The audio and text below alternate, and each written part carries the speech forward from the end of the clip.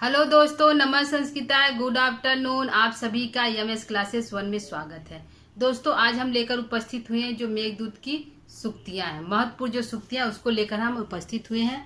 इससे पहले हम जो है मेघदूत की जो है 10 श्लोक और सामान्य परिचय इसको हम यूट्यूब पर पढ़ाकर डाल दिए हैं, या फिर आप जाकर प्लेलिस्ट के जरिए देख सकते हैं।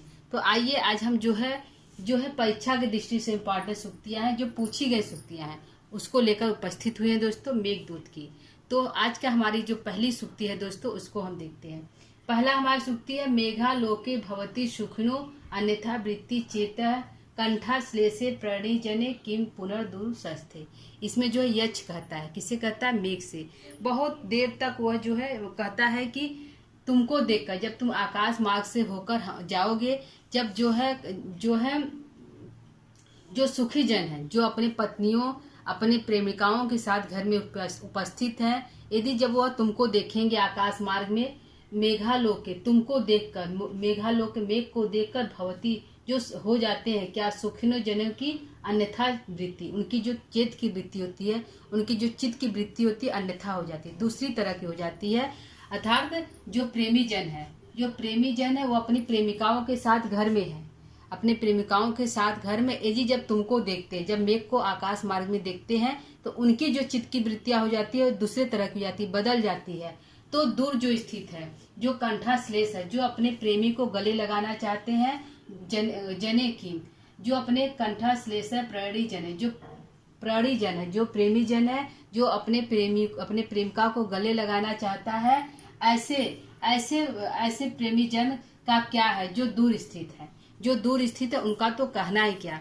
जो कहने का तात्पर्य है दोस्तों कि इसमें कालिदास कह रहे हैं मेघदूत के माध्यम से कि जो सुखी जन है, यदि तुमको देखते हैं, मेघ को यक्ष कह रहा है कि हे मेघ, यदि जब सुखी जन तुमको देखते हैं तो उनकी चित्त की वृत्तियां दूसरे तरह की जाती है, बदल जाती हैं, अपने प्रेमिका के साथ होते हुए भी। और जो दूर स्थित है उनका तो क्या कहना, उनका तो और क्या कहना। जो अपने प्रेमिकाओं को गले लगाना चाहते हैं, कंठाश्लेष करना चाहते हैं, ऐसे दूर स्थित लोगों का तो कहना ही क्या, कि माने क्या कहना। ठीक है दोस्तों, यह हमारी पहली सूक्ति का अर्थ हो गया। ठीक है, इसमें जो है यक्ष जो है वह कहता है कि हम तो दूर स्थित है। यक्ष जो है अपने आप को संबोधित करके कहता है कि हम दूर स्थित है, हम अपनी प्रेमिका जो है यक्षिणी को गले लगाना चाहते हैं, लेकिन हम दूर स्थित है। हमारी जो स्थिति है वह बहुत दूसरे तरह की हो गई है। वह कंठ लगाने की इच्छा करती है, लेकिन हम दूर स्थित हैं। और जो सुखी जन है, जो अपने प्रेमिका के साथ घर में रहते हैं, उनके चित्त की वृत्ति अन्यथा हो जाती है। किसको देखकर? मेघालोके, मेघ को देखकर। ठीक है दोस्तों, आइए हम दूसरी सूक्ति देखते हैं। कामार्ता ही प्रकृति कृपणास चेतना चेतनेशु। इसमें यक्ष कहता है, इसमें यक्ष जो है मेघ से कहता है कि कालिदास कहते हैं कि कामार्ता ही प्रकृति कृपणास चेतना चेत। जो कामार्ता व्यक्ति होता है, जो कामुक व्यक्ति होता है, जो काम पीड़ा में पीड़ित होता है, वह व्यक्ति जो प्रकृति से कृपण है, जो प्रकृति से कृपण है, जो दुखी है, जो वियोग में है, वह जो है चेतन अचेतन, क्या चेतन है, क्या जड़ है, क्या चेतन है, उसमें अंतर नहीं कर पाता है।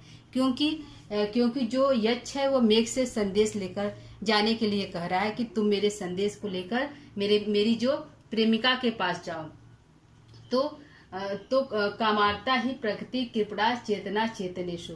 क्योंकि जो कामार्ता व्यक्ति है वो चेतन अचेतन में अंतर नहीं कर पाता है। क्यों नहीं कर पाता है? उत्सुकता, बस उसके अंदर इतनी उत्सुकता है कि वह पहली बार तो रामगिरी आश्रम में किसी को देखता नहीं है। पहली बार वह मेघ को देखता है तो उसके मन में विचार आता है कि हम अपने संदेशों को इससे भिजवाएं अपनी यक्षिणी के पास कि हम जीवित हैं, सकुशल है, तुम भी जीवित रहो, और हम 8 महीना हमारा व्यतीत हो गया है और 4 महीने बाकी है, तो उसके बाद हम पुनः मिलेंगे। तो पहली बार वह देखता है मेघ को, तो वह उसमें अंतर करना भूल जाता है कि यह जो मेघ है वह 4 तत्वों से मिलकर बना है, धूम ज्योति सलिल मारुता। तो 4 तत्वों से मिलकर बना है, और कहाँ मेघ और कहाँ संदेश, कहाँ मेघ है और कहाँ संदेश है। संदेश तो जो पटुकरणी इंद्री वाले होते हैं उनके द्वारा संदेश को भेजा जाता है, जो आसानी से संदेशों को बता सके, सुन सके, बता सके। और यहाँ तो जो यक्ष है वह कामार्थ है, वह जो है कामार्ता है, कामी व्यक्ति है, वह अंतर ही नहीं कर पा रहा है कि यह जो मेघ है वह चेतन है कि अचेतन है। यह हमारे संदेशों को अच्छी तरह कह पाएगा कि नहीं कह पाएगा। तो ऐसा जो है क्यों कह रहा है, क्योंकि वो उत्सुकता, बस उसके अंदर इतनी अधिक उत्सुकता है कि उत्सुकता में वह भूल गया है कि मेघ जो है चेतन है कि अचेतन है, क्योंकि वह कामी है। क्योंकि जो यक्ष है वह कामी है, वह काम भावना में इतनी अधिक पीड़ित है कि वह चेतन अचेतन में अंतर करना भूल जाता है। ठीक है दोस्तों, तो यह हमारा जो हो गया इसका अर्थ हो गया, कामार्ता व्यक्ति जो है उत्सुकता बस जो या भूल जाता है। ठीक है, कौन? यक्ष। और वह याचना करता है, किससे याचना करता है? मेघ से याचना करता है कि तुम मेरे संदेशों को ले जाओ। ठीक है दोस्तों, ये हमारे दूसरे का अर्थ हो गया। तीसरा देखते हैं, याचा मोघा वरमाधिगुणे नाध में लब्ध कामा। यह जो सुक्तियां हैं दोस्तों, यह जो है तीसरी हमारी सुक्ति है। इसमें जो है वही कहता है कि वह जो याचना कर रहा है किससे? यक्ष, मेघ से, कि तुम मेरे संदेशों को ले जाओ। तो यक्ष कहता है कि हम जो है हम जो है कामार्थी व्यक्ति हैं और तुमसे याचना कर रहे हैं अपने जो है संदेशों को ले जाने के लिए, क्योंकि हे मेघ तुम जो है सभी जो पीड़ित जन है सभी की कामनाओं को पूरा करते हो, तो मेरी भी कामनाओं को पूरा करो। मेरी भी क्या है? कामनाओं को तुम पूरा करो।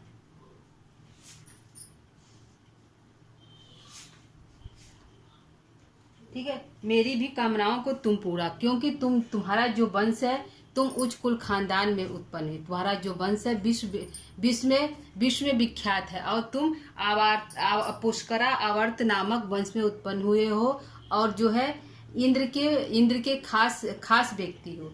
ऐसे उच्च कुल खानदान के तुम रहने वाले हो, इसलिए मैं तुमसे याचना कर रहा हूँ। क्योंकि याचा मोघा वरम अधिगुरे नाध में लब्ध कामा। याचना उन व्यक्ति से करना चाहिए, उनसे करना चाहिए जो हमसे श्रेष्ठ हो, हमसे उच्च हो। यदि हम उच्च व्यक्ति से याचना करते हैं, उच्च लोगों से याचना करते हैं, तो यदि हमारी याचना क्या हो जाए? मोघा भी हो जाए, यानी कि विफल भी हो जाए। यदि हमारी याचना विफल भी हो जाए तो भी वरम अच्छा है, क्योंकि वह व्यक्ति जो ऊंचा सोच वाला है, ऊंचे कुल खानदान का है, वह किसी से यह नहीं कहने जाएगा कि यह हमसे कुछ मांगा था। ठीक है, यदि वह इनकार भी कर देता है, यदि हमारी याचना को निष्फल भी कर देता है तो भी अच्छा है। लेकिन यदि लब्ध कामा, यदि अधम व्यक्ति से, यदि निम्न व्यक्ति से, नीच व्यक्ति से यदि हम कोई कामना करते हैं, यदि वह हमारी इच्छा पूर्ण भी हो जाए तो न वरम, वह श्रेष्ठ नहीं है, वह जो है श्रेष्ठ नहीं है। क्योंकि जो अधम व्यक्ति होता है, जो निम्न कोटि का व्यक्ति होता है, जिसकी सोच निम्न होती है, वह जो है यह बता देता है कि हमने इसकी मदद की है, यह हमसे कुछ मांग रहा था, हमने इसे दिया। तो हमेशा जो है निम्न कोटि से व्यक्ति से याचना नहीं करनी चाहिए, याचना हमेशा उच्च व्यक्ति से करनी चाहिए, जिससे कि याचना यदि विफल भी हो जाए तो किसी को पता न चले।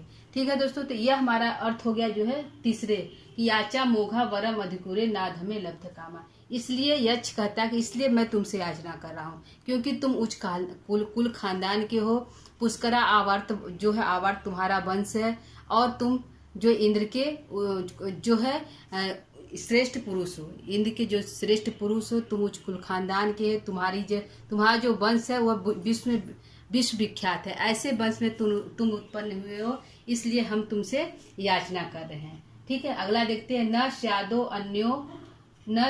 अन्यो अपि अहम इव जनो यह पराधीन वृत्ति। इसमें कह रहा है कि यक्ष कह रहा है कि हम तो पराधीन वृत्ति वाले हैं, क्योंकि हम जो है पराधीन वृत्ति वाले हैं।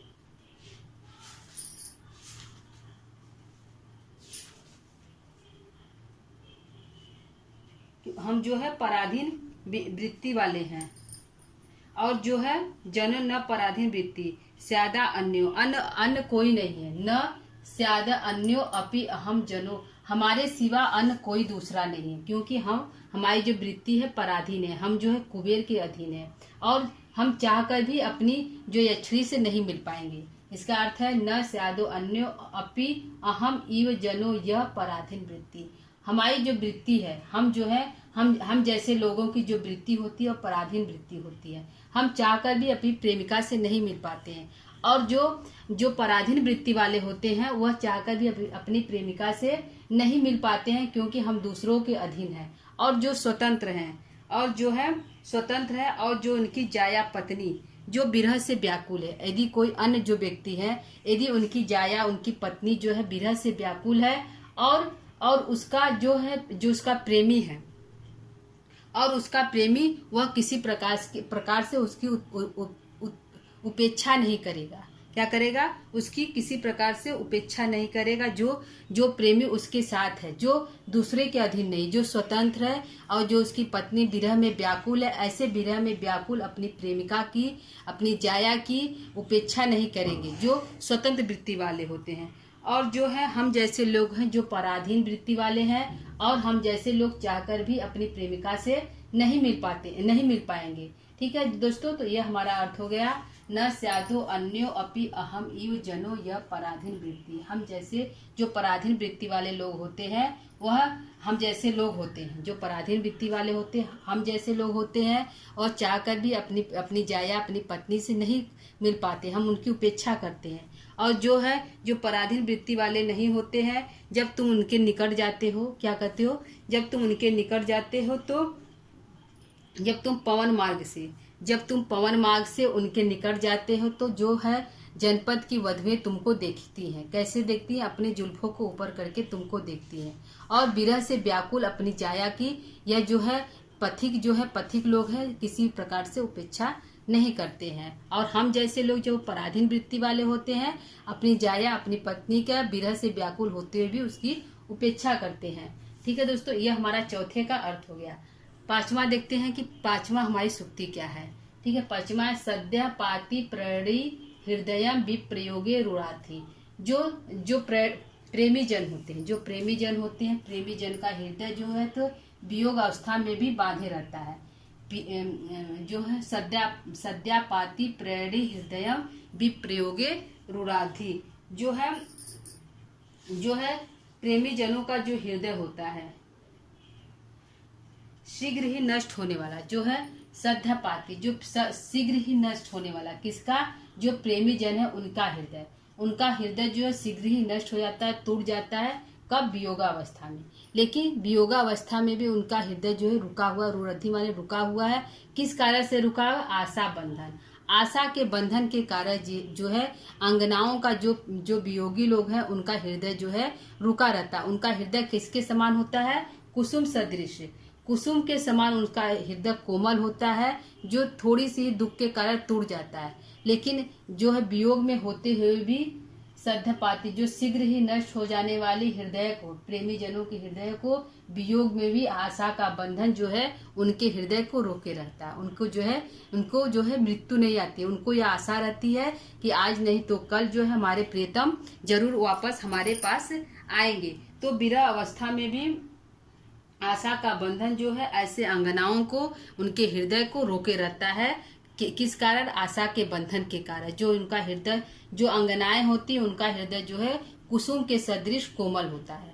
किसके समान? कुसुम के सदृश कोमल होता है, और शीघ्र ही नष्ट होने वाला ऐसा हृदय जो कुसुम के सदृश कोमल होता है और सद्यपाती शीघ्र ही नष्ट हो जाने वाला होता है, ऐसे प्रेमी जनों का हृदय वियोगावस्था में भी आशा का जो बंधन है उसे रुणाधि माने रोके रहता है, बांधे रहता है। ठीक है, अगला देखते हैं। न क्षुद्रो अपि प्रथम सुकृता उपेक्षाय संश्रया प्राप्ते मित्रे भवति विमुख किम पुनरस्थ योच्चयी।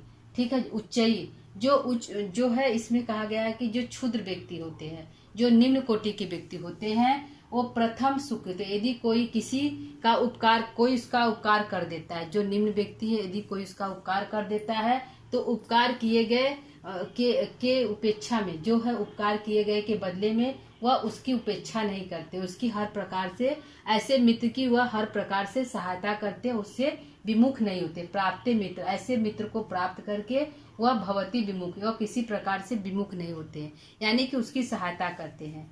इसमें जो है यश कर रहा है कि हे मेघ, जो निम्न कोटि के होते, जो क्षुद्र व्यक्ति होते, यदि उनकी कोई सहायता कर देता है तो वह वह उस व्यक्ति की मित्रता को हमेशा याद रखते हैं और जरूरत पड़ने पर वह उसकी मित्रता को निभाते हैं, वह उससे विमुख नहीं होते किसी प्रकार से।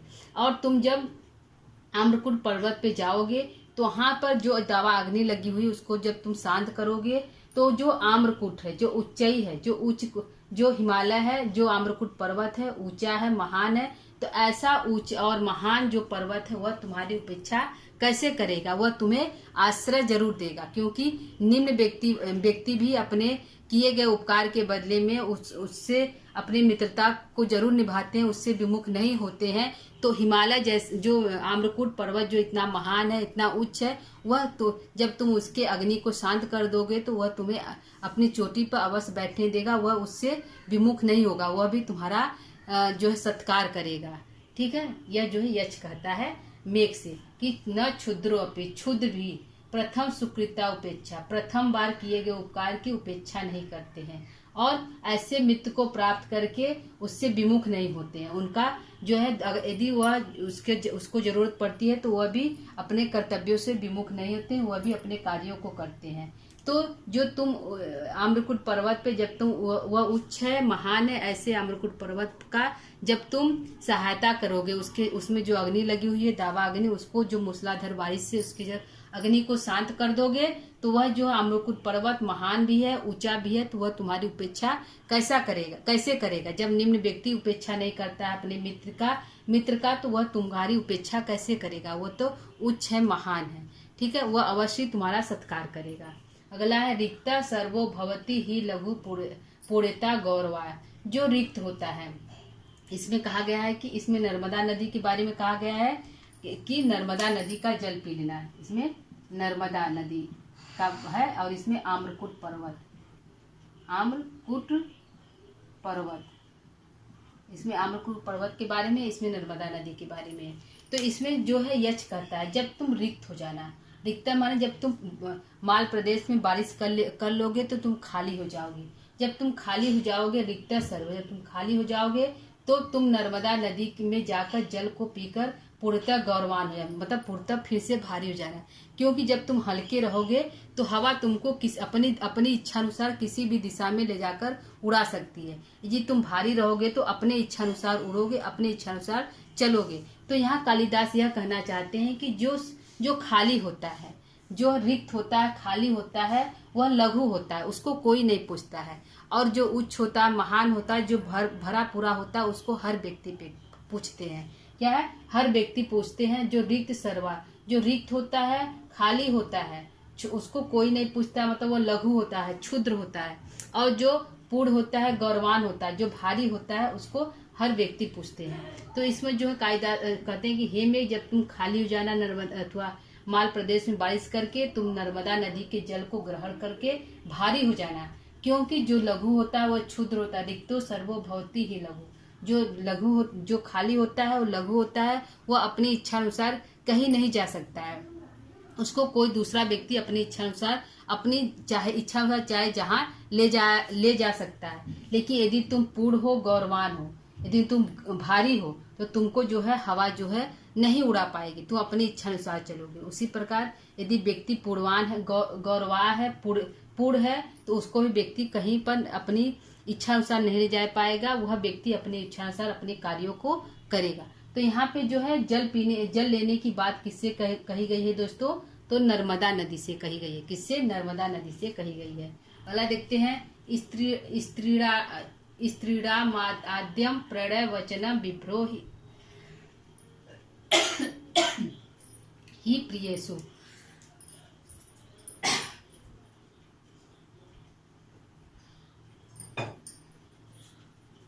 इसमें जो है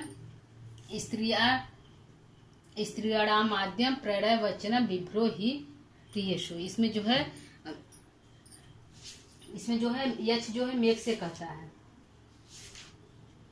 किस नदी के बारे में है बात दोस्तों? यह जो है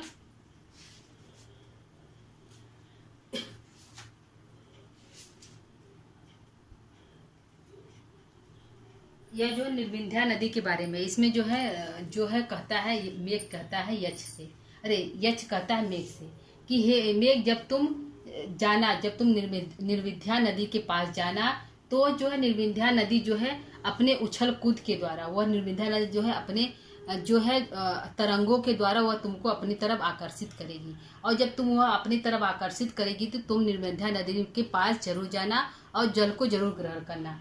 क्योंकि जो स्त्रियों का जो प्रेम होता है, वह स्त्रियां जो है अपने मुख से कुछ भी नहीं करती हैं। क्या है? स्त्रीणामाद्यम प्रणय वचन विभ्रो ही प्रियसु। जो स्त्रियां होती हैं वह अपने प्रणय के वचन, जो प्रेम के वचन होते हैं, वह मुख से नहीं कहती हैं। वह क्या कहती है? जो स्त्रियां होती हैं अपने प्रेम के वचन को मुख से नहीं करती हैं। उनके जो विभ्र होते हैं, उनके जो हाव भाव होते हैं, जो चाल चलन होते हैं, जो चाल होती है, जो हाव भाव होते हैं, जो नैन मटक्का होता है, उसके द्वारा वह अपने जो है प्रेम को प्रदर्शित करती हैं। वह मुख द्वारा अपने प्रेम को नहीं बताती हैं, वह जो है अपने हाव भाव के द्वारा ही अपने प्रेम को प्रदर्शित करती हैं। तो हे मेघ, सॉरी दोस्तों, यक्ष नहीं मेघ होगा। हे मेघ, तुम जो है निर्विंध्या नदी के पास जरूर जाना, क्योंकि अपने विभ्रव के द्वारा ही वह तुमको अपने पास बुला रही है। क्या कर रही है? अपने पास जो है बुला रही है। कौन? निर्विंध्या नदी। ठीक है। इसमें है कि तरंगों के उठने से शब्द करते हुए जो पक्षियां हैं, क्योंकि जो निर्विंध्या नदी है उसमें जो है मानो कि पंछी जो है इस प्रकार मानो कि करधनी बना रही है। यानी कि लग रहा है कि निर्विंध्या नदी जो है पंछियों रूपी करधनी को पहनी हुई है और मदमाती चाल से बहने वाली तथा भंवर रूपी मानो नाभि को दिखा रही है। कौन? जो है निर्विंध्या नदी जो है अपनी नाभि को दिखाने वाली निर्विंध्या नदी के मार्ग में पहुंचकर तुम जल से पूर्ण मध्य भाग वाले हो जाना। क्योंकि स्त्रियां के जो प्रेम के वचन होते हैं, प्रेमियों के जो प्रति जो प्रेम की चेष्टाएं होती हैं, उनके हाव भाव ही होते हैं। ठीक है। उनके वह मुख से कुछ नहीं करती है, उनके हाव भाव विभ्रो ही प्रियसु, उनके हाव भाव ही स्त्रियों का प्रेम का वचन होता है। ठीक है। किसके बारे में कहा गया? किस नदी के? निर्विंध्या नदी के बारे में, निर्विंध्या नदी के बारे में कहा गया है। इसके निर्विंध्या नदी के बारे में कहा गया है। ठीक है। कि जो निर्विंध्या नदी है वह अपने तरंगों के द्वारा अपने नाभि दिखाती हुई तुमको अपनी तरफ आकर्षित करेगी और तुम उसके पास मध्य भाग में जरूर जाना। और क्योंकि जो स्त्रियां होती है अपने विभ्रव के द्वारा ही अपने प्रेम को प्रदर्शित करती हैं, उनके प्रणय के वचन यही होते हैं। वह मुख से नहीं कुछ कहते, उनके प्रणय के वचन उसके हाव भाव प्रदर्शन ही होते हैं। ठीक है। अगला देखते हैं। ज्ञाता स्वादो विपरीत जघनया को विहांतु समर्थ। जो स्त्रियां, यह जो किस नदी के बारे में? गंभीरा नदी के बारे में कहा गया। इसके नदी के गंभीरा नदी के बारे में है।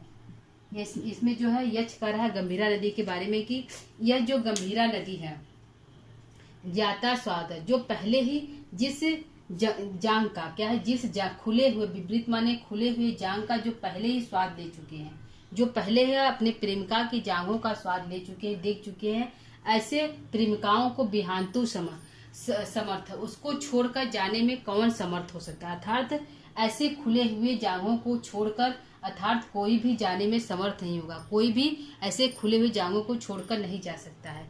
क्योंकि हे यक्ष, जब तुम गंभीरा नदी के पास जाओगे तो उसकी जो ओढ़नी है, तो मानो एक हाथ से अपनी चुन्नी को पकड़ी हुई है, मानो ऐसा लग रहा कि एक हाथ से चुन्नी को अपनी पकड़ी हुई है, नीले कलर की है और उसकी जो जांघें हैं खुली हुई है, मानो अपने खुली हुई जांघों से तुमको अपनी तरफ आकर्षित कर रही है। और तुम ऐसे खुले हुए जांघों को देखकर वहां से उस खुले हुए जांघों की उपेक्षा मत करना, उसके पास जरूर जाना। क्योंकि जो ऐसे खुले हुए जांघों का जो पहले ही स्वाद ले चुके हैं, ऐसे खुले जांघों को छोड़कर जाने में कौन समर्थ है? अर्थात कोई समर्थ नहीं है।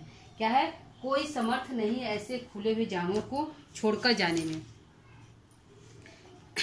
यक्ष कहता है कि वेद की शाखाओं तक पहुंचे हुए अंतः मानो कुछ हाथ में पकड़े हुए तट रूपी नितंब को छोड़े हुए उस गंभीरा नदी रूपी नायिका को नीले जल रूपी वस्त्र को, माने नीले कलर के वस्त्र पहनी हुई को हटाकर, उसके नीले वस्त्र को हटाकर उस पर झुके हुए तुम्हारा गमन कठिनाइयों से, जो है तुम उस पर जब उसके जो चुनरी को हटाओगे तो उस पर तुम्हारा जाना जो है बहुत कठिनाई से हो पाएगा।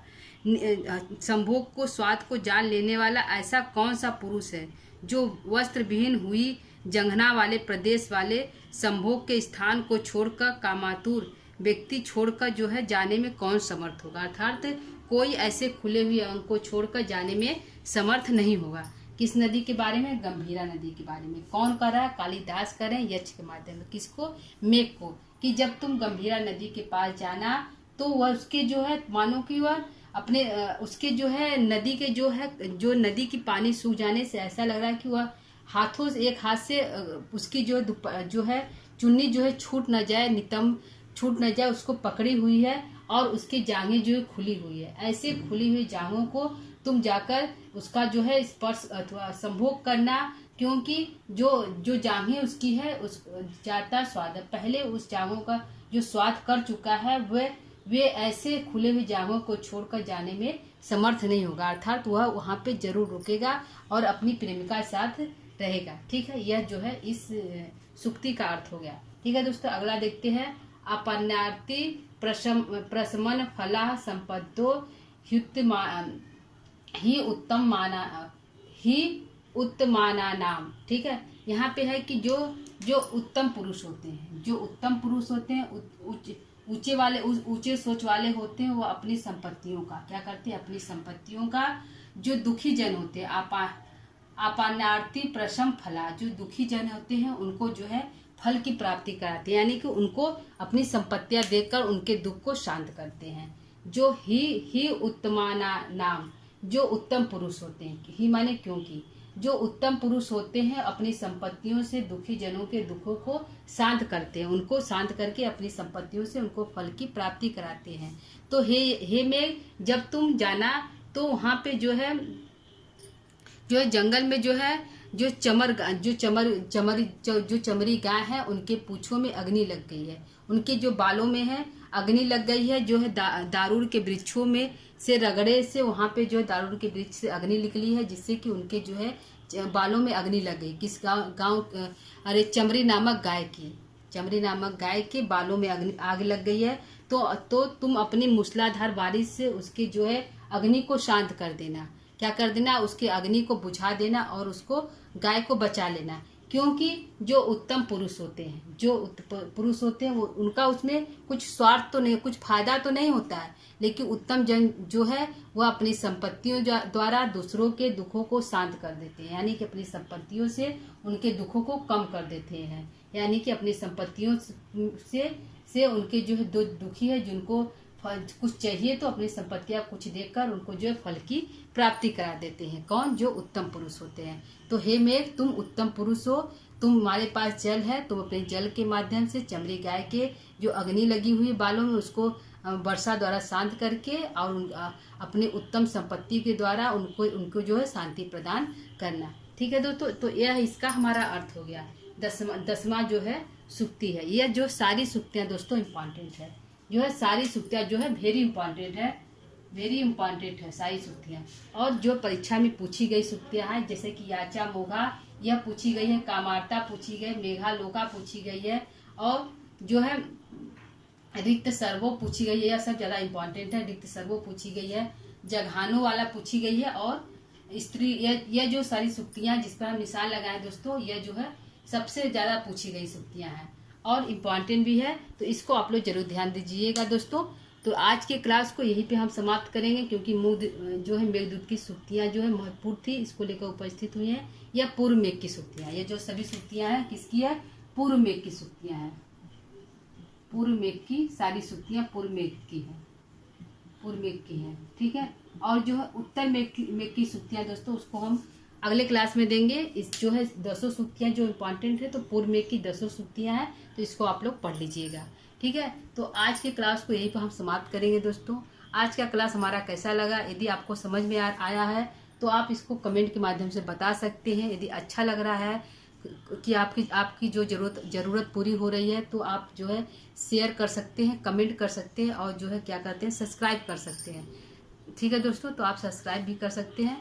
तो क्लास को यही विराम देंगे आज का। ठीक है दोस्तों, तो नमः संस्कृता।